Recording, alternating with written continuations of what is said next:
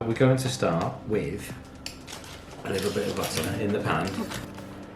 And we're going to sort of slice through the chicken breast so we can cook it, sort of part cook this before it goes in the oven. So I'm going to go through this side. So you need to be able to slice into quite the meaty part.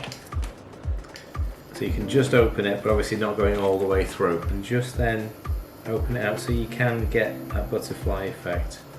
Low heat, so this is medium to low, this is on 5. We're going to just start the cooking process off.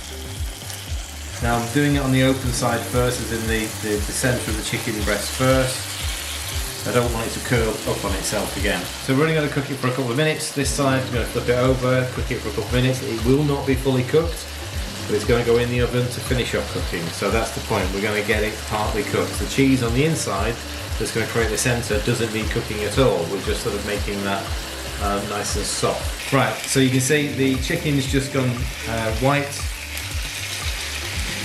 Only the first few millimetres are sort of cooked, but the rest of it's pink still, so again, gentle heat. We're going to retain all of the juices in this pan. We're going to come back to this pan in a little while. Okay, so that's off for a minute. Right, so we're going with, say, 2 different cheeses. I'm going to use Manchego. You don't need much cheese. You don't need to upload it. It literally is just to sort of give it a nice texture, flavour. So fold the chicken over. So we're just wrapping it. So I've got the open side of the chicken sealed with some bacon, just to try and create that. So there's the open side. I'm going to make sure that that gets covered with the bacon. We're going to put it seam side down. So where the bacon sort of like joins itself, that's where you want to sit it now, because it'll stop it from springing open.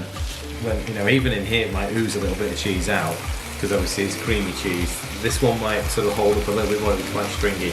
I'm just going to sear the bacon. I'm not trying to cook this through. I'm just searing the bacon. I'm searing the joins, stopping it from flopping open. I'm going to turn it over, just give it a bit of colour on the other side, and then it's going to go in the Ninja. I've turned it over, so the seal effectively is now going to hold.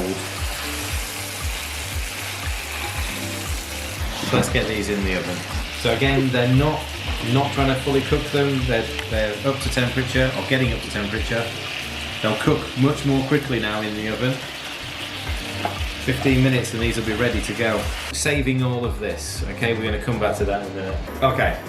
So 15 minutes. Now, I'm going to obviously just quickly check to make sure. And don't forget, the very middle of this is cheese, so we want to be testing the thickest part of the chicken. Right, it needs a couple more minutes, because that's quite a big one. I reckon this one's going to be done. And that's a little bit too low as well.